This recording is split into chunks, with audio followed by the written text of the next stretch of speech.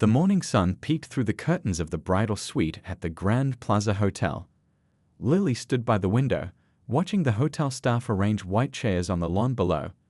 Her wedding day had finally arrived after months of planning, stress, and excitement. "Can you believe it's finally happening?" her friend Tina asked, carefully hanging up the wedding dress that had cost more than Lily's monthly salary. Lily smiled, touching the diamond pendant Tom had given her on their second anniversary. "Sometimes I still can't believe I got this lucky." The room buzzed with activity as her friends moved about, arranging makeup, fixing their hair, and popping open a bottle of champagne despite the early hour. Lily's mom fussed with the flower arrangements, making sure everything was perfect for her only daughter's big day. "Remember when you first met him?" her childhood friend Jen asked, handing Lily a glass of champagne. "At that boring office party? You said he was the only interesting person there." Lily laughed, remembering that night 3 years ago. Tom had stood out immediately, tall with kind eyes and a smile that made her feel like the only woman in the room.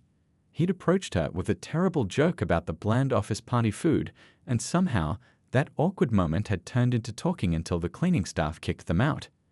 "He called me the very next morning," Lily told the group, though most had heard the story countless times. Not even waiting the standard 3 days. Said life was too short for silly dating games. Their relationship had moved quickly after that. Weekend trips to the beach, meeting each other's families, and moving in together after just 8 months. Tom traveled often for his consulting job, sometimes gone for a week or more, but he always returned with small gifts and big stories about his trips. "Show us the proposal video again," called out Lily's cousin from across the room. Lily grabbed her phone, pulling up the video that had over 2,000 likes on social media. The sunset cruise along the coast, Tom down on one knee with the orange and pink sky behind him, the custom ring that he'd designed himself. Everyone in the bridal suite sighed as they watched it again. "That man sure knows how to make a moment special," Lily's mom said, wiping away a tear. As her makeup artist worked on her face, Lily closed her eyes and thought about the life ahead of them. The house they'd been saving for in the suburbs. The 2 children they'd discussed having, first a girl, then a boy, though of course they'd be happy with any healthy babies. The anniversary trips they'd planned to take every year to celebrate their love. "You're the calmest bride I've ever seen," the makeup artist commented. Not a hint of cold feet. "Why would I have cold feet? Tom is perfect," Lily replied with complete confidence. "He's kind, successful, thoughtful. We never even fight about anything serious." Her friends exchanged knowing glances. They'd all teased her about her perfect relationship, saying it was almost too good to be true. But Lily knew they were just jealous. She and Tom had something special, something rare. As she slipped into her wedding dress, an elegant A-line with delicate lace detailing, Lily felt like a princess. The photographer captured shots of her mom buttoning up the back, her friends helping with the veil, everyone wiping away happy tears.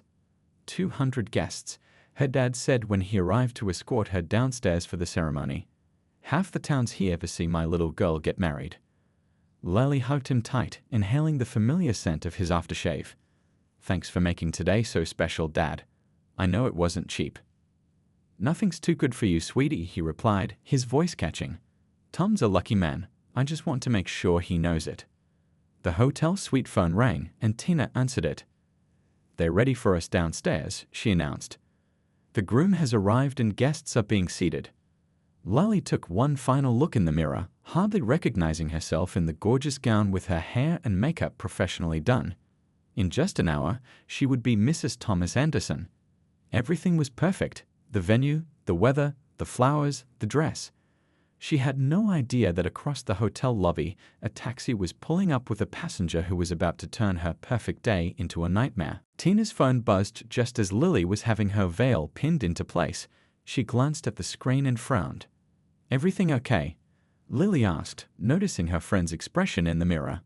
"Yeah, just hang on." Tina stepped into the hallway to take the call, closing the door behind her.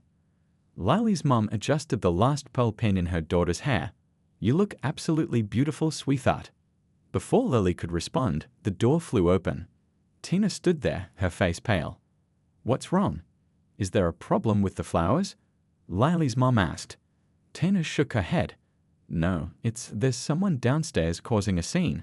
A man named Rick. He's asking for Tom. Lally felt a small knot form in her stomach.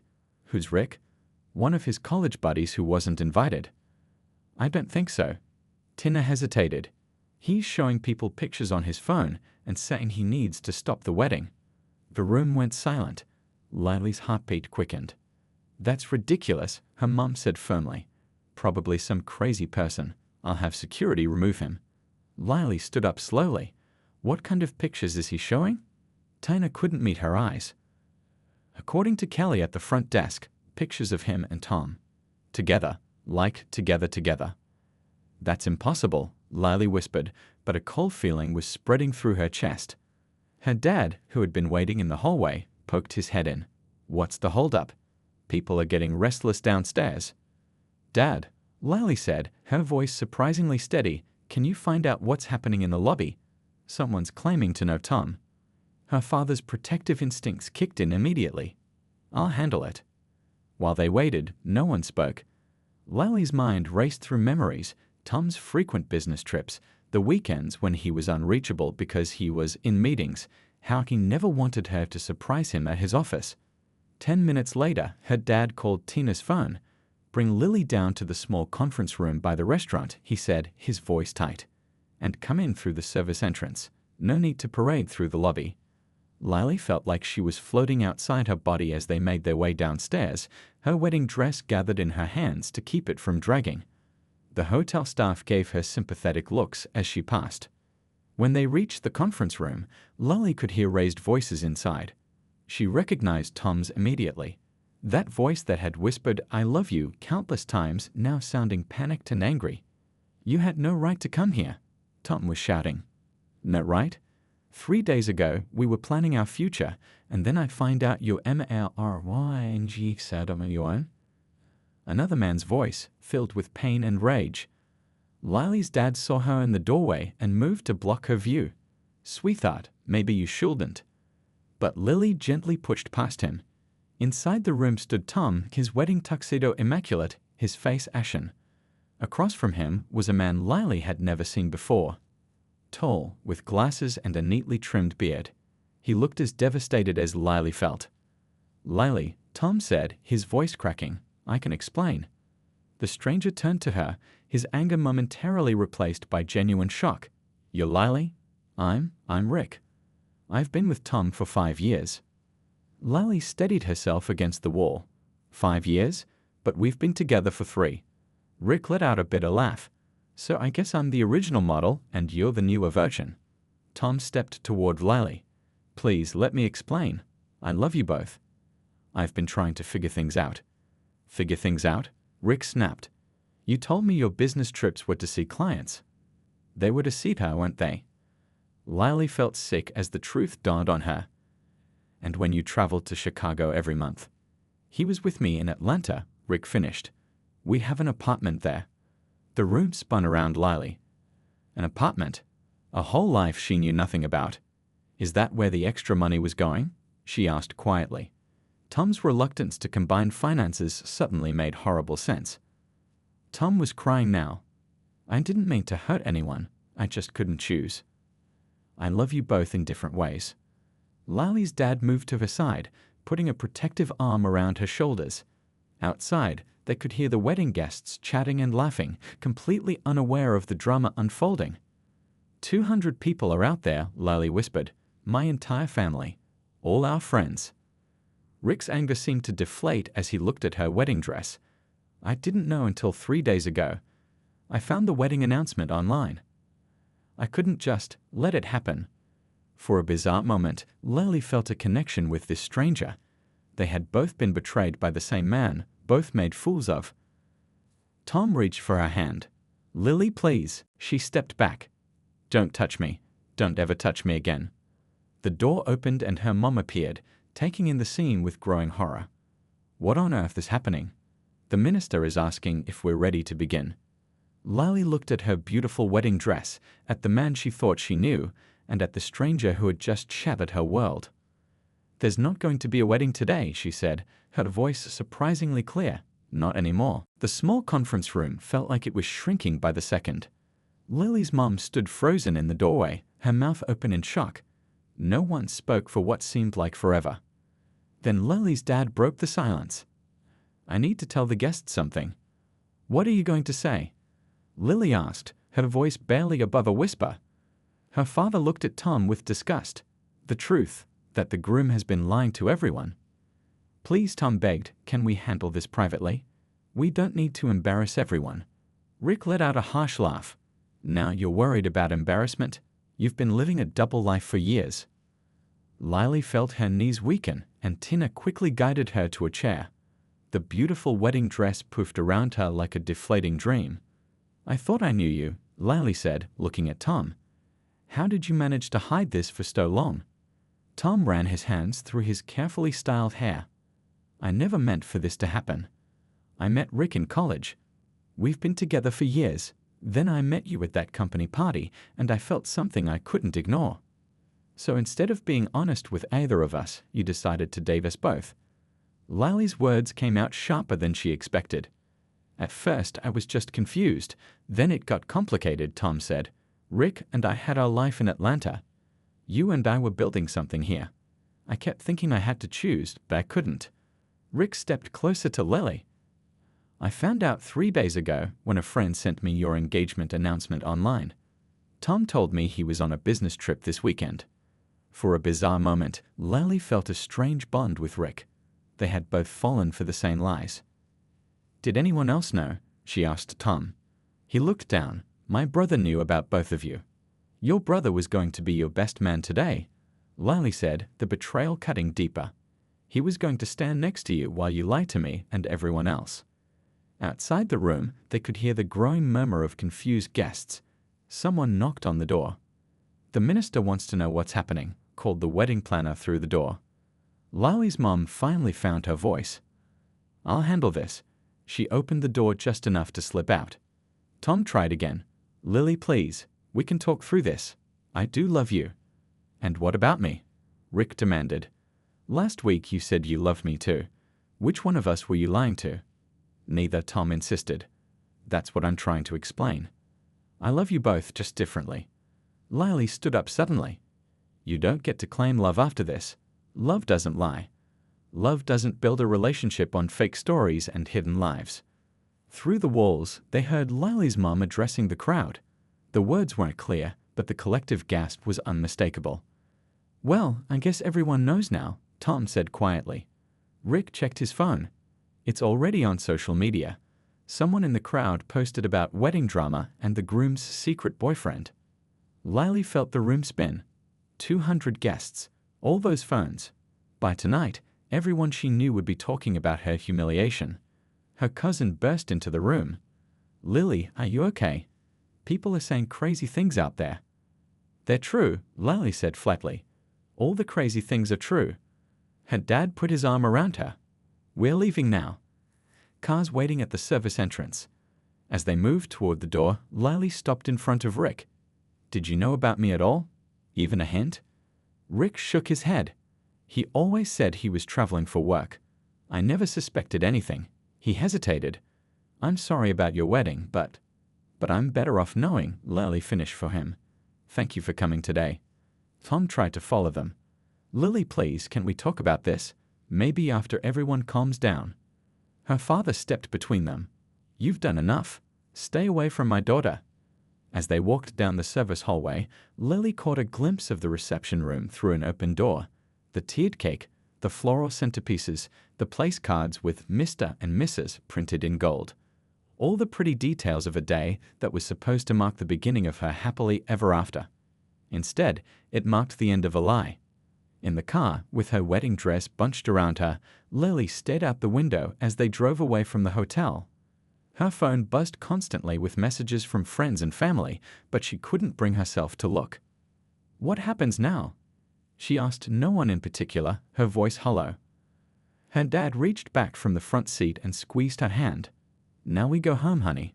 And tomorrow, we start picking up the pieces." The next morning, Lily woke up in her childhood bedroom. For a brief, peaceful moment, she forgot everything that had happened. Then reality crashed down on her like a wave. Her wedding dress hung on the closet door, a painful reminder of yesterday's disaster. She grabbed her phone from the nightstand and immediately regretted it. Hundreds of notifications lit up her screen: text messages, missed calls, social media alerts. A gentle knock came at her door. "Honey," her mom called. "I brought you some tea." Lily sat up, pushing her tangled hair away from her face. "Come in." Her mom entered, carrying a steaming mug and wearing the worried expression that hadn't left her face since yesterday. "Did you sleep at all?" A little, Lily lied. In truth, she'd spent most of the night staring at the ceiling, replaying every moment of her relationship with Tom, looking for signs she'd missed. "Your Aunt Carol is handling the gifts," her mom said, sitting on the edge of the bed.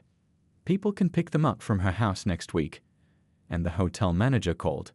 "He's offering a partial refund since we didn't use the full event time." Lily sipped the tea, letting the warmth spread through her chest. "Did Dad call the honeymoon resort?" "All cancelled. They're keeping the deposit, but that's expected." Her mom hesitated.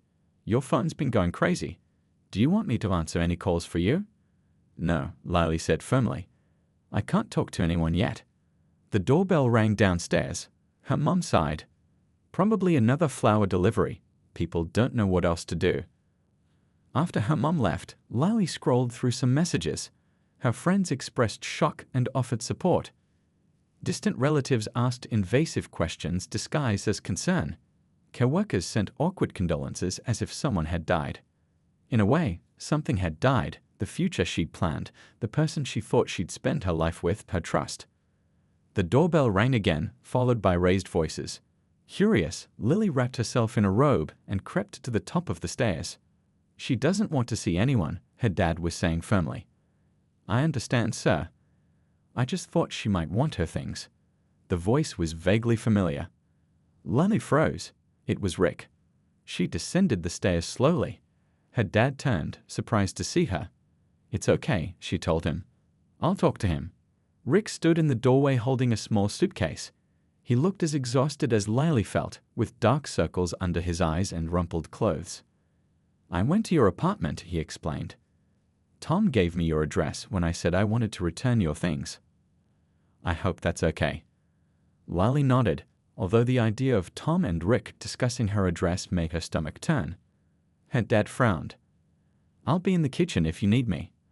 Once he left, an awkward silence filled the entryway. "You didn't have to do this," Lily finally said. Rick shrugged. "I thought you might need—" "I don't know. Closure." "I know I do." Lily led him to the living room, painfully aware of her unwashed hair and puffy eyes. Not that it mattered. This man had already seen her at her worst moment. "Tom's staying at a hotel," Rick said, setting down the suitcase. "He tried to explain things to me last night. Said he's been struggling with his identity and didn't want to hurt anyone." "Convenient excuse," Lily muttered. "That's what I said." A hint of a smile crossed Rick's face.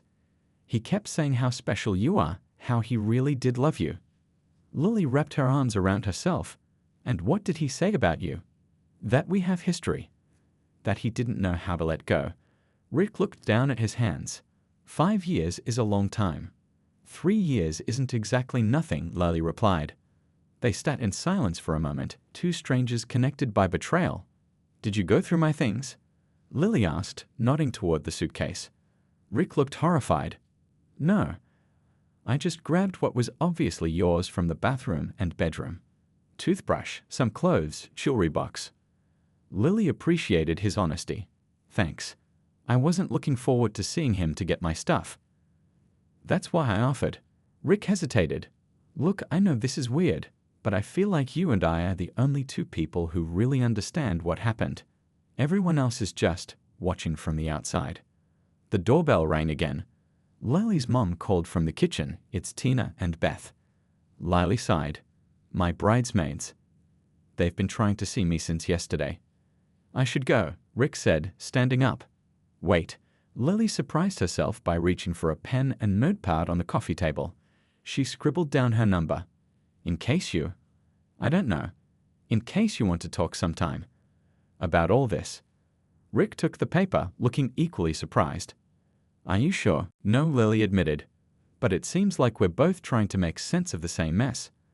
As he walked to the door, Lily called after him, "Rick, thank you for coming to the wedding. Not everyone would have had the courage." He gave her a sad smile.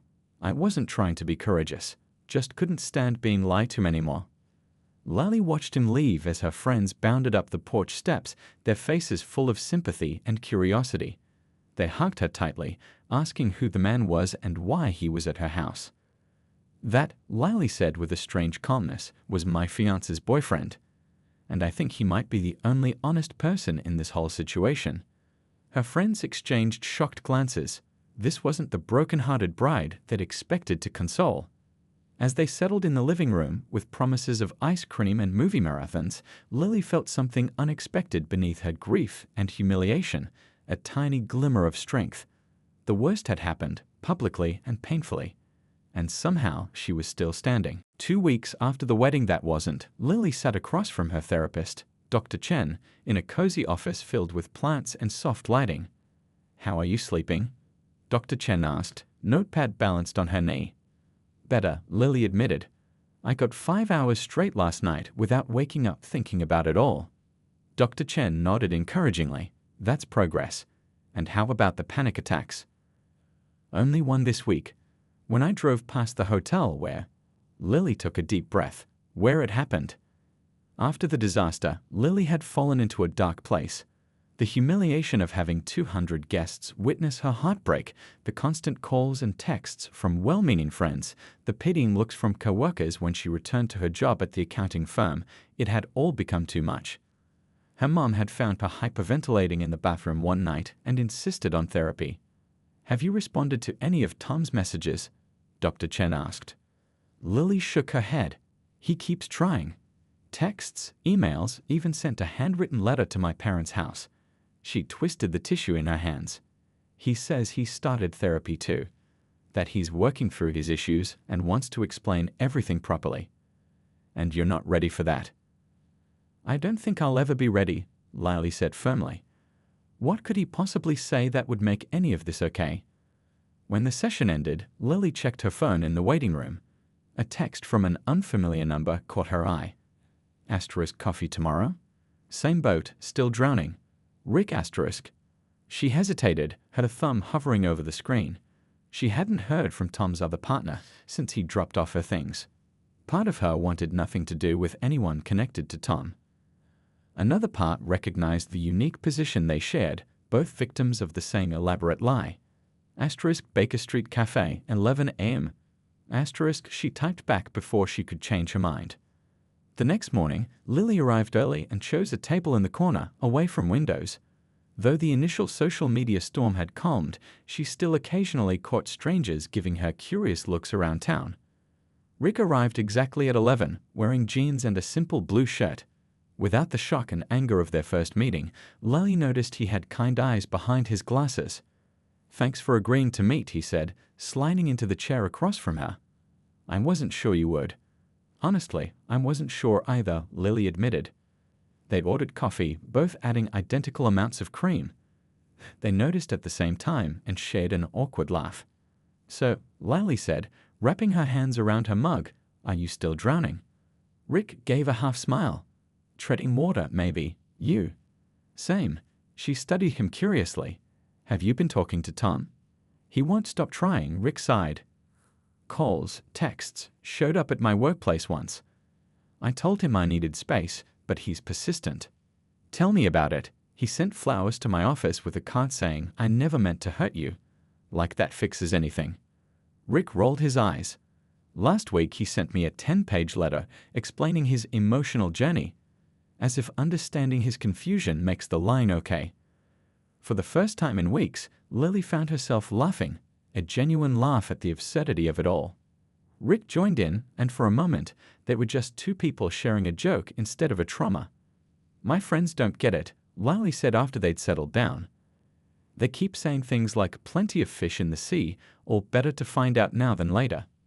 "Mine say I should be glad I found out," Rick nodded. "And intellectually, I know they're right. But it still hurts," Lily finished. "And the way we found out was so public, so humiliating." They talked for over an hour, comparing stories and timelines. Tom had crafted elaborate lies, creating calendar entries for fake business trips, maintaining separate sets of friends, even having different allergies around each of them. He told me he was allergic to shellfish, Lily said. Rick looked surprised. He told me he was allergic to penicillin. Neither is true, I'm guessing.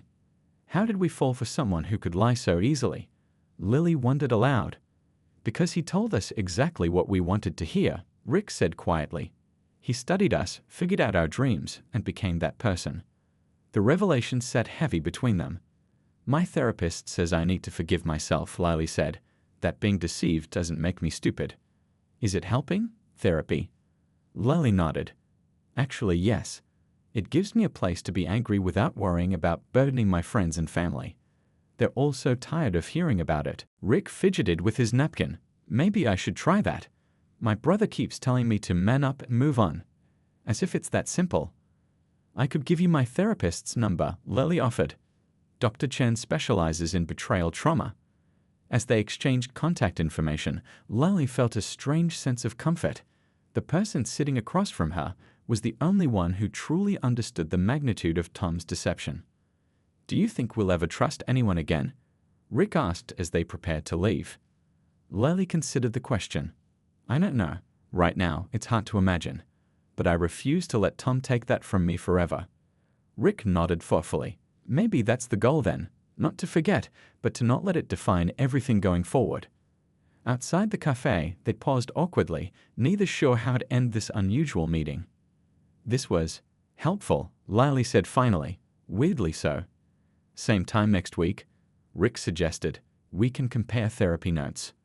For the first time since her wedding day, Lily felt a small weight lift from her shoulders. I'd like that.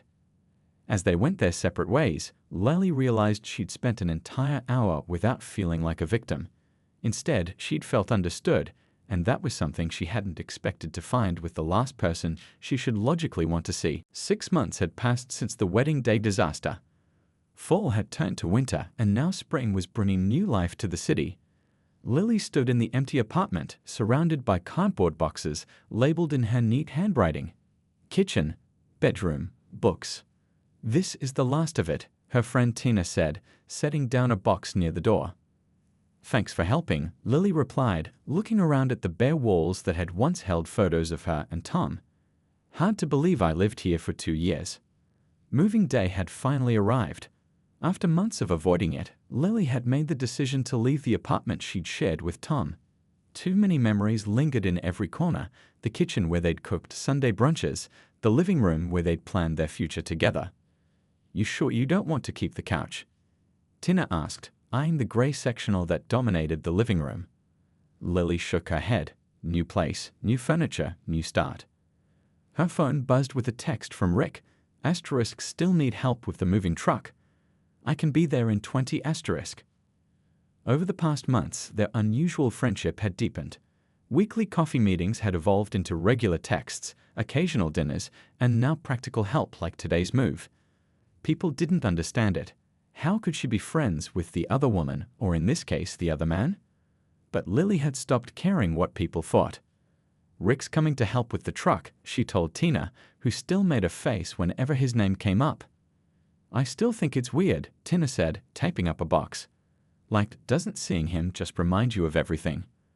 Lily considered this as she wrapped the last of her dishes in newspaper. At first, yeah, but now it's different. We've both moved on from just being Tom's exes.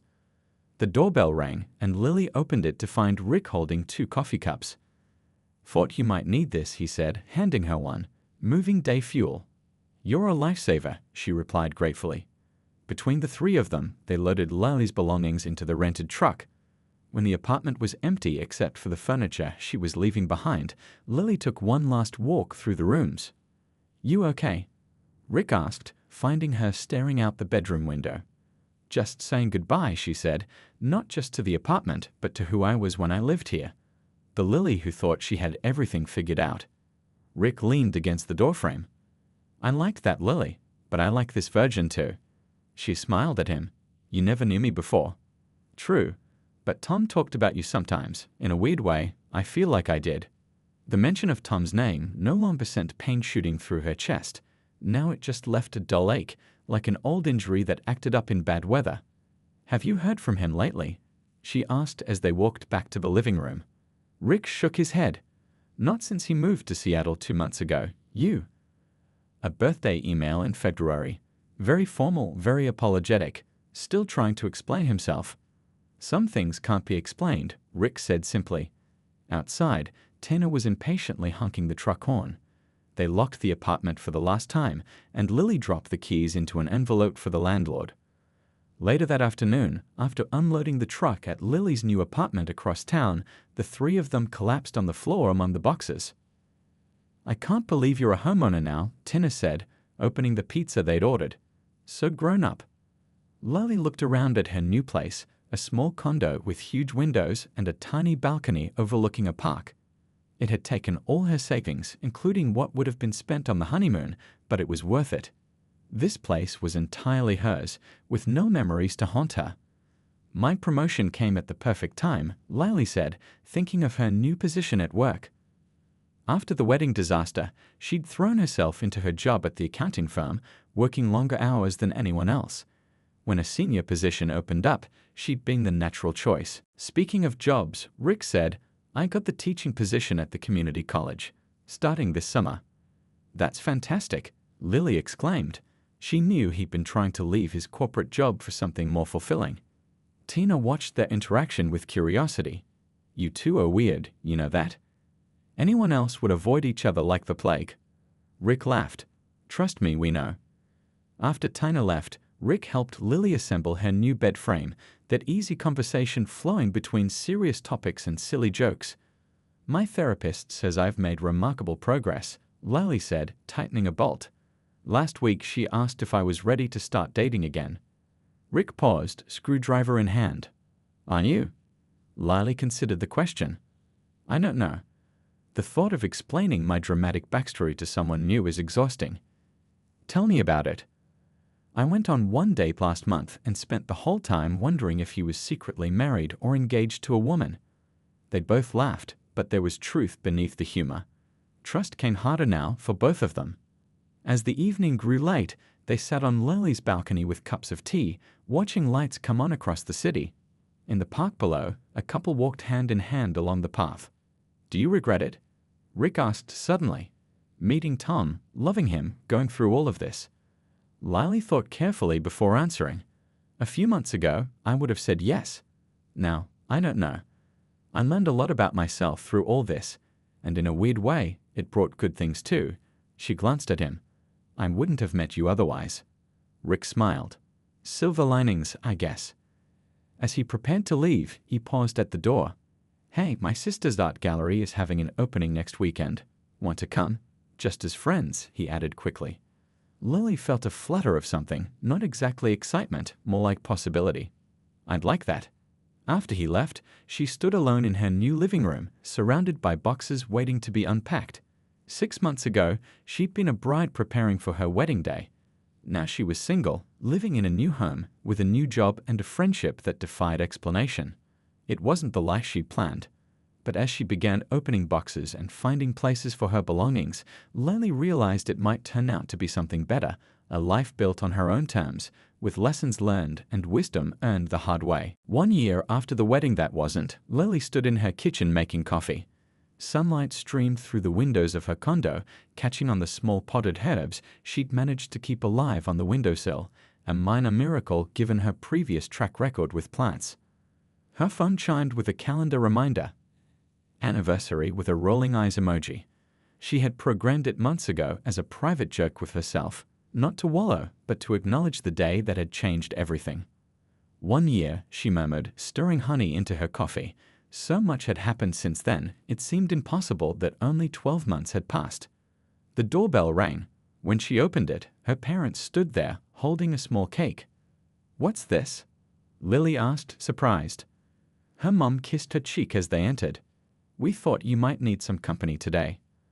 "We weren't sure if you remember what day it is," her dad added awkwardly. Lily smiled. "Of course I remember, but I'm okay, really." They settled in her living room, which now looked like a proper home with bookshelves, colorful throw pillows, and framed photos, none of which included Tom. "The place looks great," her mom said, cutting slices of cake. "Those curtains are new, aren't they?" Lily nodded. "Got them last month. And look." She pointed to a certificate on the wall. "I finished that accounting certification I've been working on." Her parents exchanged proud looks. After everything their daughter had been through, watching her rebuild her life piece by piece had been both painful and inspiring. "Have you heard anything from him?" her father asked carefully. "Not in months," Lily replied. "Last I heard, he's still in Seattle."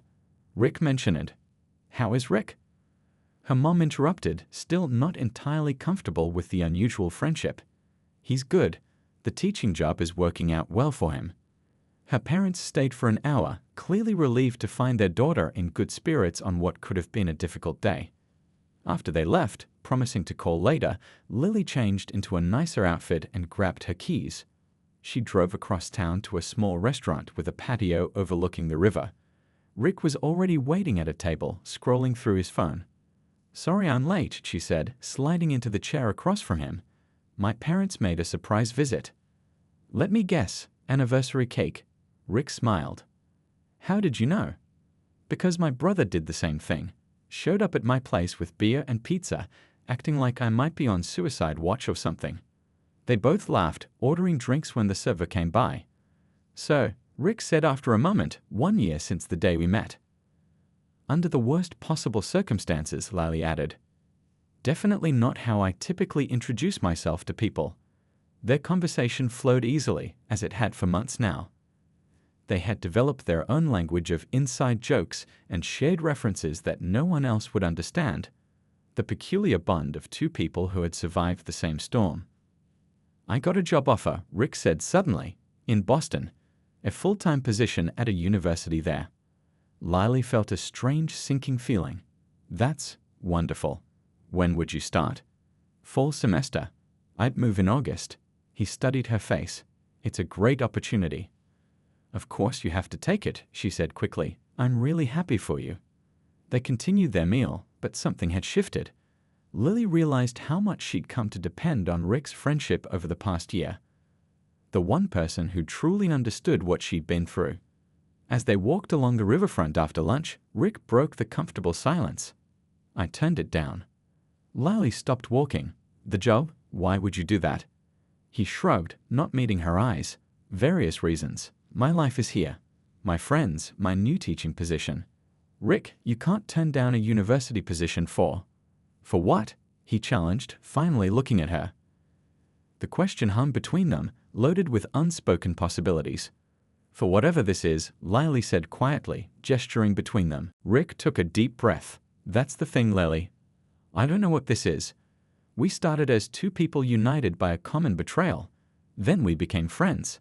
And now it's complicated," she finished. They found a bench overlooking the water and sat down. A family passed by, a toddler squealing with delight as ducks approached. "Everyone thinks it's weird that we're friends," Lily said. "Maybe they're right." "Do you think it's weird?" Rick asked. She considered the question. "Sometimes, but it also makes perfect sense to me.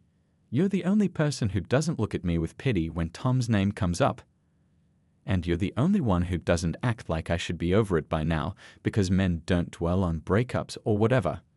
Lily turned to face him. "Take the job, Rick. Don't stay because of whatever this is between us. That's not fair to either of us." "What if I want to stay?" His voice was quiet. "What if, in this whole mess, the one good thing that came out of it was meeting you?" Lily felt her heart racing. A year ago today, she had been preparing to marry a man who had been living a lie. The idea of trusting someone again, of being vulnerable again, terrified her. And yet, "I'm scared," she admitted. "What if we're just trauma bonded, or whatever my therapist calls it? What if we're only connecting because of what happened?" "Maybe that's how it started," Rick acknowledged. "But I don't think that's what it is now." A barge drifted by on the river, and Lily watched it, gathering her thoughts. I'd like to find out, but slowly." The relief on his face was visible. "Slowly works for me.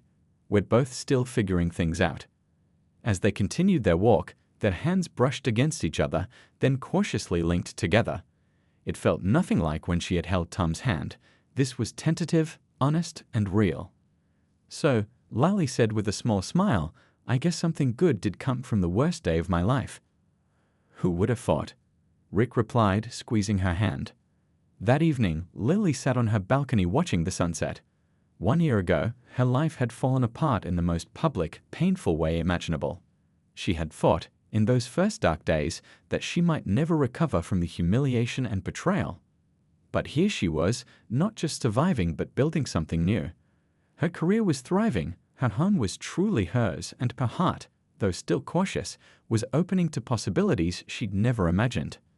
The journey hadn't been linear. There had been setbacks and tears, days when the pain felt as fresh as it had on her wedding day. But there had also been growth, strength, and unexpected friendship that might become something more. As darkness fell over the city, Lily made a silent toast to herself, to the woman who had emerged from the wreckage stronger than before. The wedding disaster hadn't ruined everything after all. It had simply cleared the way for something more authentic to begin.